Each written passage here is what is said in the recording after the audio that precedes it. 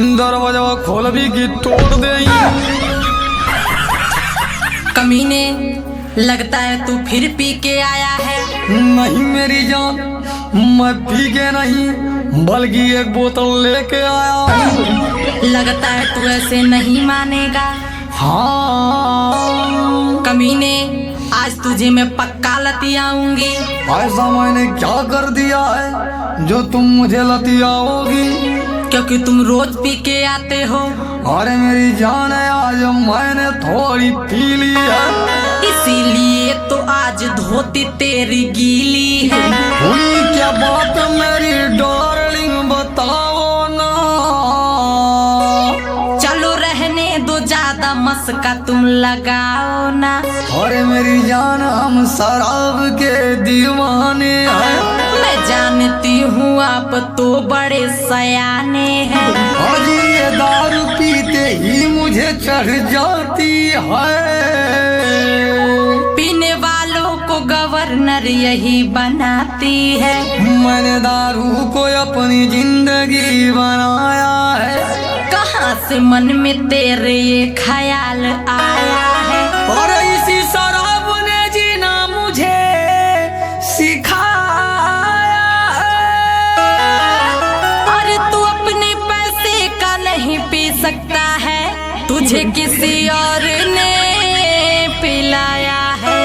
अरे ऐसी कोई बात नहीं है जाने मन। और जिंदगी के सही जिया बधानिया, हम यही तोरे दरुआ पिया बधानिया।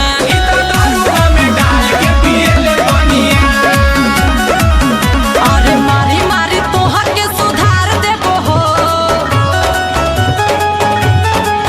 तोहर पानी भर में नसाबा उतार देबो हो।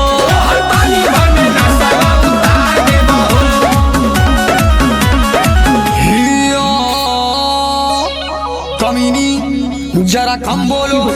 राजा हो पियले में कवन मजा तू पावेला। एक पियले के बाद स्वर्ग नजर आवे। जब तू चाटे पैदा कैला उ सका करी है। वो सारे हमारे मतिन पी के रोज रोज लड़ी है।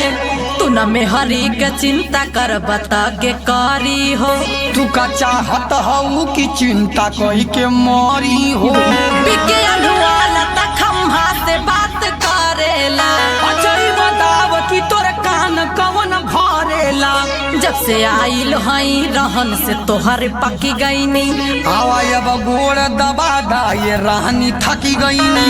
तू के समझावले कतन को असर न पड़ेला। एक पैर मरला पर ही रस रस चढ़ेला। तोहे दारू जरूरी हकी में हरारू हो। बड़ा नसीब से मिले पिए के दारू हो। हमरे फेरा में जे रहा बात ठीक ना होई। हाय तोरा रोज का जवन नौटंकी हो, अब हमसे बर्दाश्त ना होई। अच्छा हाँ ले सुन, हाँ मोरा जैसे लड़ा तारू, देखिए के जरा तारू, पिया तानी दारू माता काहे मना कर तारू। पी के रोज आवा तारा नखरा पसारा तारा। बना रे के लेखा आई मुहावा बनावा तारा। हाथ तोहारा के पूछ ना दी हम बथनिया। काहे काहे न देबा? बाकी यही तारे दारुआ पिया बथनिया।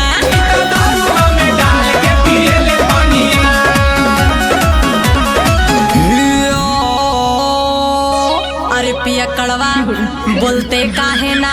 अरे ई बताओ कि पिया कड़वा के कहली हो। तोरे सिवा के हई हाँ तो ही के कहली। अच्छा ये बताओ कि पति तो हमके माने ली। तू कितना पानी में हवाई बात जाने ले। बिना दारू के एक पल न रहल जाला रे। त एक दिन के ना हवे त रोज वाला रे। मुझे लगता है कि तोर काल बौरी आइल हो। हट गुस्सा से हमर मन खौखियाइल ह।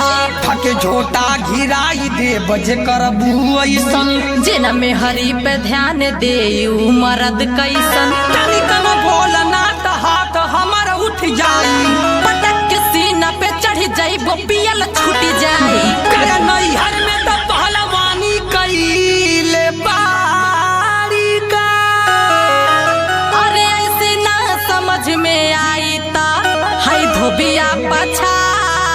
हमारी का कहली जो सुन ले हो भाग ऐसे। हाँ दारू पियवा